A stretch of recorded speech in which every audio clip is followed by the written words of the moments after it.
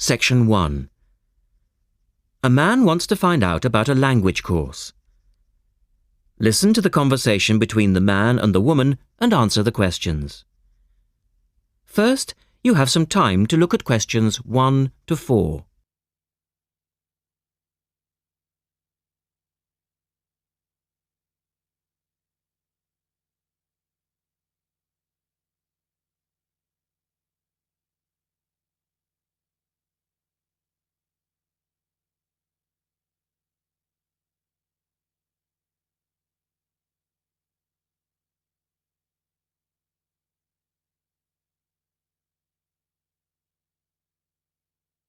You will see that there is an example which has been done for you. On this occasion only, the conversation relating to this will be played twice. Good morning, University Language Centre. How can I help you? I'm interested in doing a language course. I did Mandarin last year and now I'd like to do Japanese. The man says he would like to do a Japanese course, so the answer is C. Now we shall begin. You should answer the questions as you listen, because you will not hear the recording a second time. Listen carefully and answer questions 1 to 4. Good morning, University Language Centre. How can I help you? I'm interested in doing a language course. I did Mandarin last year and now I'd like to do Japanese. Can you give me some information about what courses are available at your centre and when they start, that sort of thing? Yes, certainly. Well, we actually offer a number of courses in Japanese at different levels. Are you looking for full-time or part-time?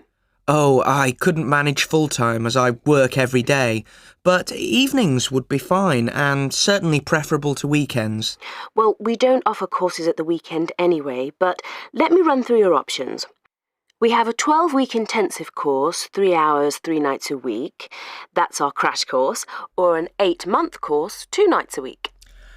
I think the crash course would suit me best, as I'll be leaving for Japan in 6 months' time.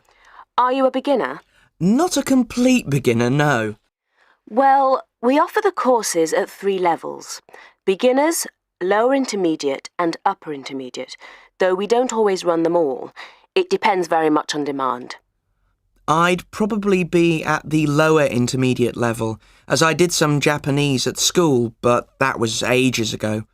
Right. Well, the next Level 2 course begins on Monday the 12th of September.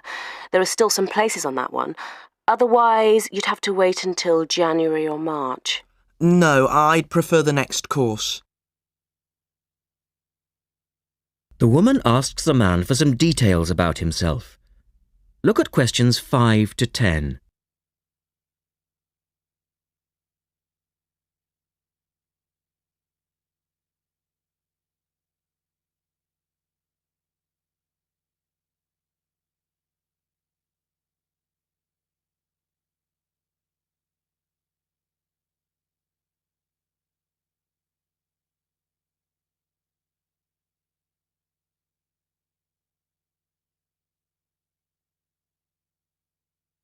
Now listen to their conversation and complete the form. Right.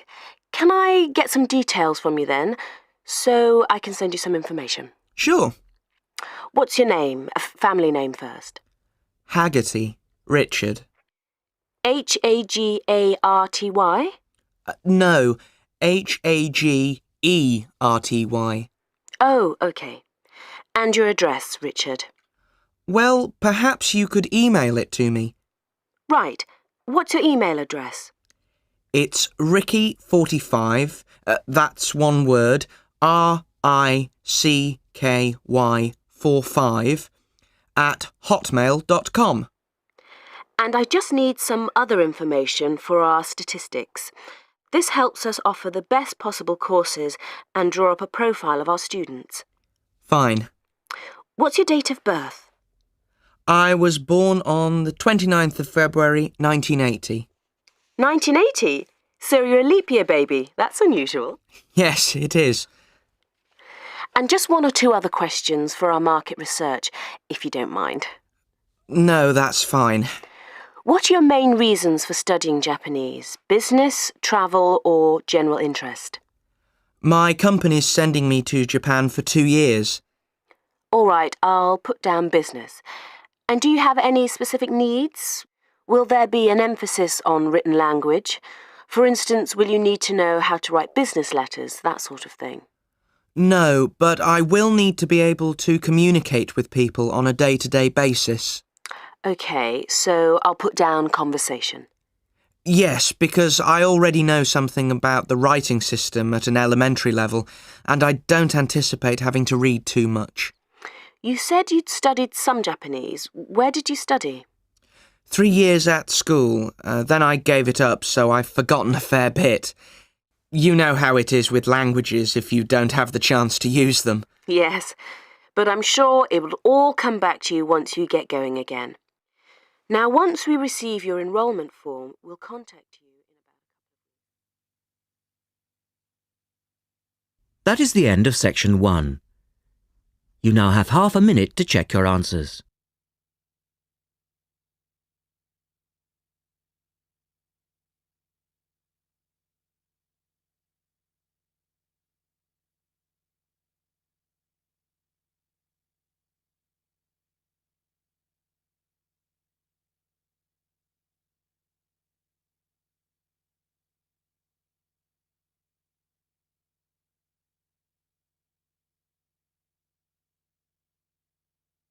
Now turn to section 2 on page 54.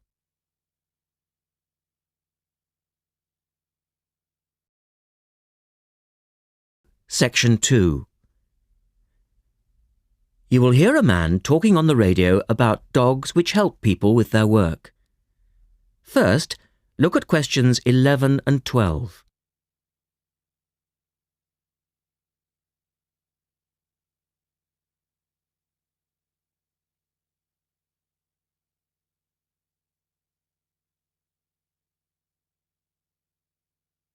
As you listen to the first part of the talk, answer questions 11 and 12.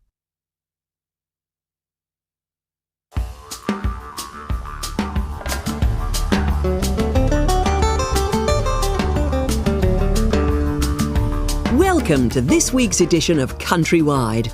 And today, we're taking a look at a number of different breeds of working dogs. And here to report on the dogs with jobs is Kevin Thornhill. Thanks, Joanne. Well, yes, dogs with jobs is the subject of today's program. Dogs have earned themselves a reputation over the centuries for being extremely loyal. And here's a little story which illustrates just how loyal they are. Just outside the country town of Gundagai in Australia is a statue built to commemorate a dog. A dog which sat waiting for his owner to return to the spot where he'd left him. Well, the story, which was immortalised in a song, has it that the poor dog died waiting for his master, 5 miles from Gundagai, which is where they built the statue. Now that's what I call loyalty. Now look at questions 13 to 20.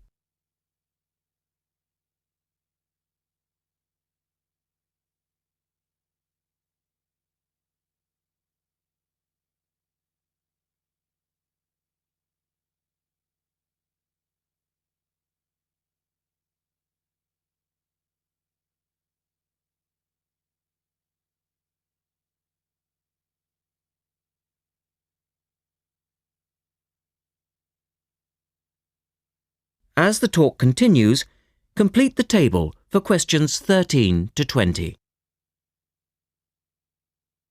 Well, because of their loyalty and also their ability to learn practical skills, dogs can be trained to do a number of very valuable jobs. Perhaps the most well-known of working dogs is the Border Collie sheepdog. Sheepdogs which work in unison with their masters need to be smart and obedient, with a natural ability to herd sheep. Some farmers say that their dogs are so smart that they not only herd sheep, they can count them too. Another much-loved working dog is the guide dog, trained to work with the blind. Guide dogs, usually Labradors, need to be confident enough to lead their owner through traffic and crowds, but they must also be of a gentle nature. It costs a great deal of money to train a dog for this very valuable work, but the guide dog associations in the UK, America and Australia receive no government assistance, so all the money comes from donations. Another common breed of work dog is the German Shepherd. German Shepherds make excellent guard dogs and are also very appropriate as search and rescue dogs, working in disaster zones after earthquakes and avalanches. These dogs must be tough and courageous to cope with the arduous conditions of their work, and so that they can be sent anywhere in the world to assist in disaster relief operations, effective dogs and their trainers are now listed on an international database. When you arrive at an airport here, you may be greeted in the baggage hall by a detector dog, wearing a little red coat bearing the words "Quarantine." These dogs are trained to sniff out fresh fruit as well as meat and even live animals hidden in people's bags. In order to be effective, a good detector dog must have an enormous food drive. In other words, they must really love their food. At Sydney Airport, where there are 10 detector dogs working full-time, they stop about 80 people a month trying to bring illegal goods into the country. And according to their trainers, they very rarely get it wrong. Another famous working dog is the husky. Huskies, which originally came from Siberia, have been used for decades as a means of transport on snow, particularly in Antarctica where they have played an important role. Huskies are well adapted to harsh conditions and they enjoy working in a team. But the huskies have all left Antarctica now because the international treaty prohibits their use in the territory as they are not native animals. Many people were sad to see the dogs leave Antarctica, as they had been vital to the early expeditions and earned their place in history along with the explorers. That is the end of section 2. You now have half a minute to check your answers.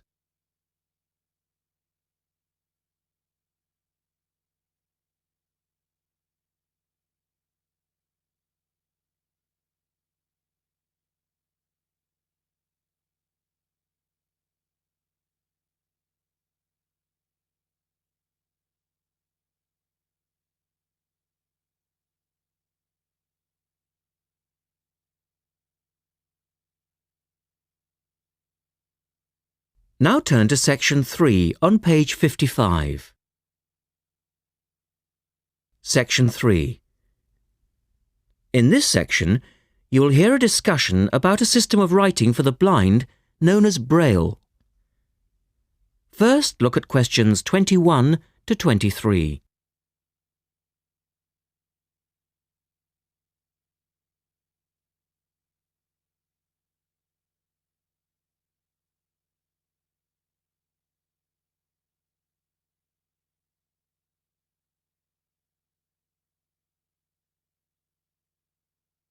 Now listen to the first part of the discussion and complete the notes for questions 21 to 23.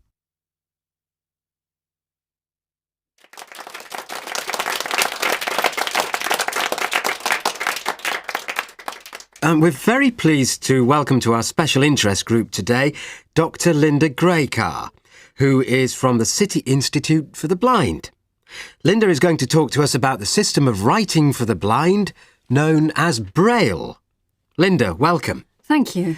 Now, we'd like to keep this session pretty informal, and I know Linda won't mind if members of the group want to ask questions as we go along. Well, let's start with an obvious one. What is Braille, and where does it get its name from? Well, as you said, Braille is a system of writing used by and for people who cannot see. It gets its name from the man who invented it, the Frenchman Louis Braille, who lived in the early 19th century. Was Louis Braille actually blind himself?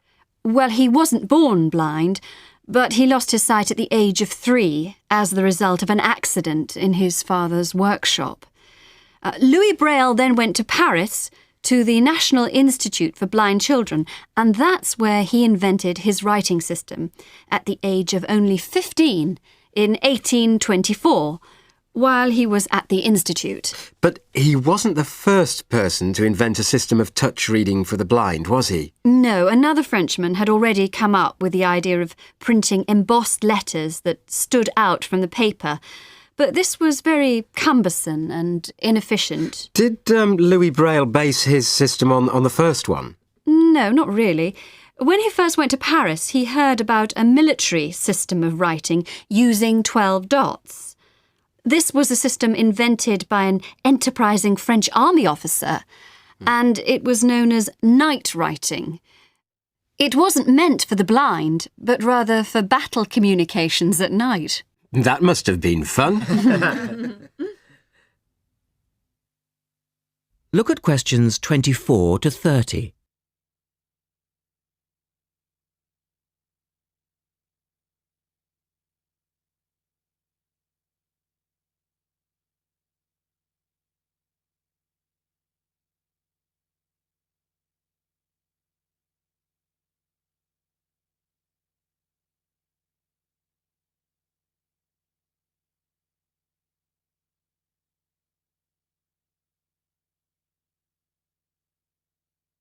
Listen carefully and answer questions 24 to 30. Anyway, Braille took this system as a starting point, but instead of using the 12 dots, which night writing used, he cut the number of dots in half and developed a 6-dot system. Can you give us a little more information about how it works? Well, it's a system of touch reading, which uses an arrangement of raised dots called a cell. Braille numbered the dot positions 1, 2, 3 downward on the left and 4, 5, 6 downward on the right. The letters of the alphabet are then formed by using different combinations of these dots. Yes? So, is the writing system based on the alphabet with each word being individually spelt out? Well, it's not quite that simple, I'm afraid. For instance, the first 10 letters of the alphabet are formed using dots 1, 2, 4 and 5. But Braille also has its own short forms for common words.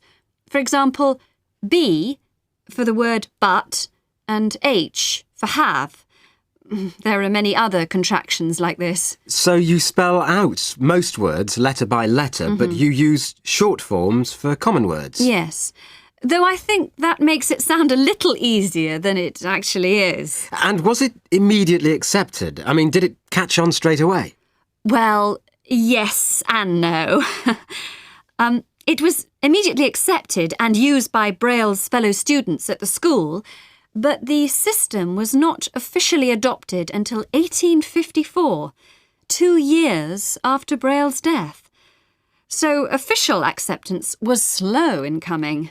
I suppose it works for all languages which use the Roman alphabet. Yes, it does, with adaptations, of course. Can it be written by hand, or do you need a machine to produce Braille? Well, you can write it by hand onto paper with a device called a slate and stylus. But the trick is that you have to write backwards, from right to left, so that when you turn your sheet over, the dots face upwards and can be read like English from left to right. Oh, I see. But these days, you'd probably use a Braille writing machine, which is a lot easier. And tell us, Linda, is Braille used in other ways other than for reading text? Yes, indeed. In addition to the literary Braille code, as it's known, which of course includes English and French, there are other codes. For instance, in 1965, they created a form of Braille for mathematics. I can't imagine trying to do maths in Braille. Yes, that does sound difficult, I agree. And there's also a version for scientific notation. Oh, and yes, I almost forgot. There is now a version for music notation as well. Well, thanks, Linda. That was most interesting. Now, does anyone have any last questions? Yes. Roughly how long does it take to learn to read Braille? Can you do it in a day? Listen carefully and answer questions 24 to 30.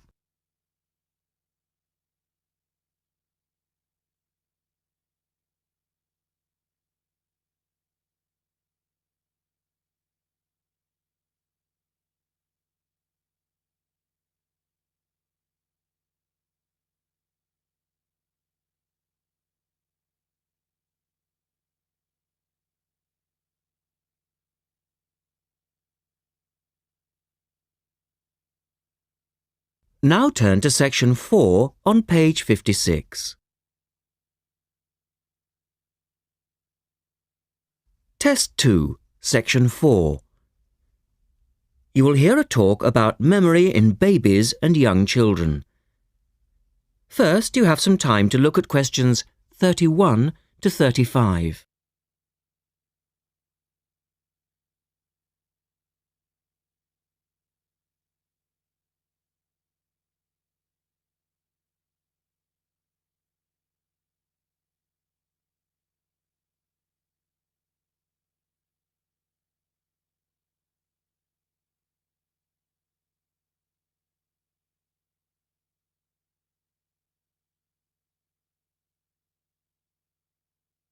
Now listen carefully and answer questions 31 to 35. We're going to look today at some experiments that have been done on memory in babies and young children. Our memories, it's true to say, work very differently, depending upon whether we are very old, very young, or somewhere in the middle.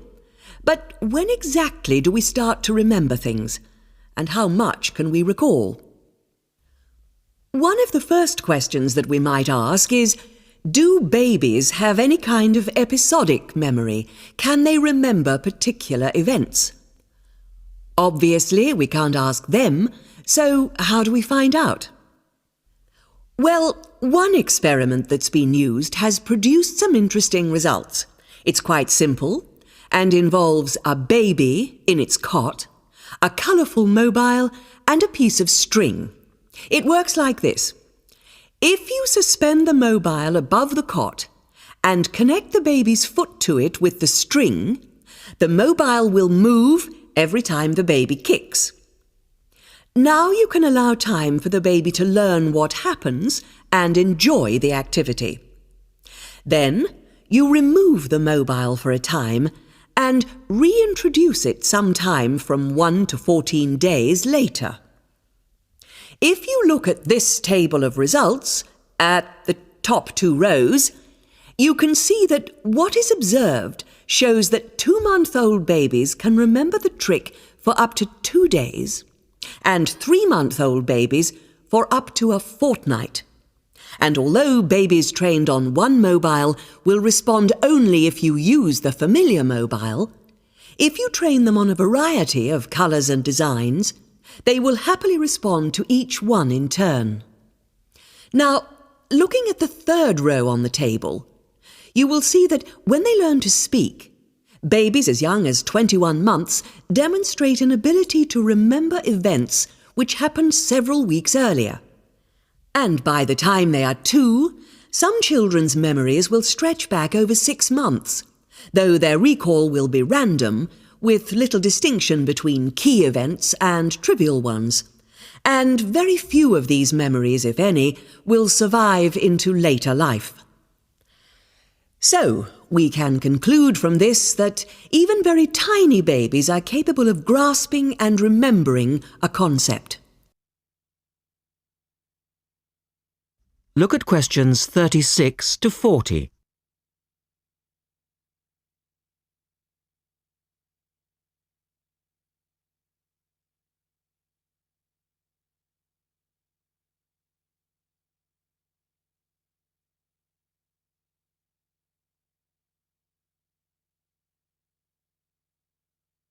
Now answer questions 36 to 40. So, how is it that young infants can suddenly remember for a considerably longer period of time? Well, one theory accounting for all of this, and this relates to the next question we might ask, is that memory develops with language. Very young children with limited vocabularies are not good at organising their thoughts. Though they may be capable of storing memories, do they have the ability to retrieve them? One expert has suggested an analogy with books on a library shelf. With infants, he says, it's as if early books are hard to find because they were acquired before the cataloguing system was developed. But even older children forget far more quickly than adults do. In another experiment, several 6-year-olds, 9-year-olds and adults were shown a staged incident. In other words, they all watched what they thought was a natural sequence of events. The incident went like this. A lecture, which they were listening to, was suddenly interrupted by something accidentally overturning. In this case, it was a slide projector. To add a third stage, and make the recall more demanding, this accident was then followed by an argument. In a memory test the following day, the adults and the 9-year-olds scored an average 70%, and the 6-year-olds did only slightly worse. In a retest 5 months later, the pattern was very different. The adults' memory recall hadn't changed, but the 9-year-olds had slipped to less than 60%, and the 6-year-olds could manage little better than 40% recall. In similar experiments with numbers, digit span is showed to vary enormously. That is the end of section 4. You now have half a minute to check your answers.